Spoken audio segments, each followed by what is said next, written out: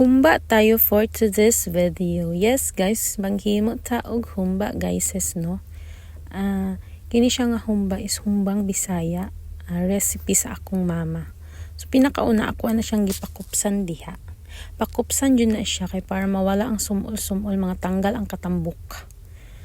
Then after mapakupsan of 30 to 45 minutes, ato na siyang ibalhin sa lahi na kaldero para sa mga pagmix og ingredients. So kana sibuyas and then ahos.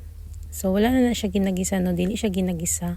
I-mix na siya together. I-mix na yan. Ito oy.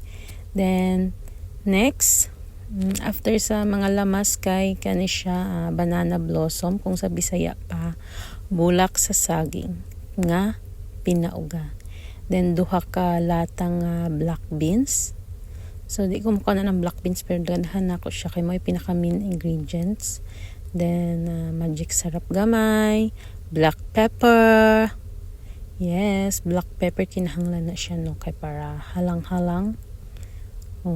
Gamay daghan day akong gibutang kay ganahan kong black pepper. Then ketchup, KFC, kanang medyo tamis na ketchup, then MSG, toyo. Yung toyo ko isinalin ko na sa humba, cherries lang. Then suka, then Silver's one among favorite na brand sa akong uyab. Muna mo ganahan nga brand. Then dili na to kalimtan ang sugar in my tank. Daghan kagibutang dyan. No, tama ra siguro to. Gamay ra to eh. Daghan mo pud ako ang karne, murag 50 dirhams akong palit ani, so daghan na gyud siya. Then of course atong tubig, atong pampatubig is Pepsi. Actually mas ganahan ko Coke, pero kay wala ko kitag Coke sa bakala ganiha, Pepsi na lang akong gipalit. So butangan na nato. Balimaw ni siya ang atong panglata, atong himuog tubig no.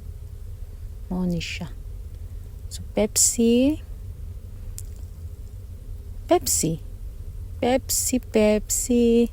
Charararara, Pepsi.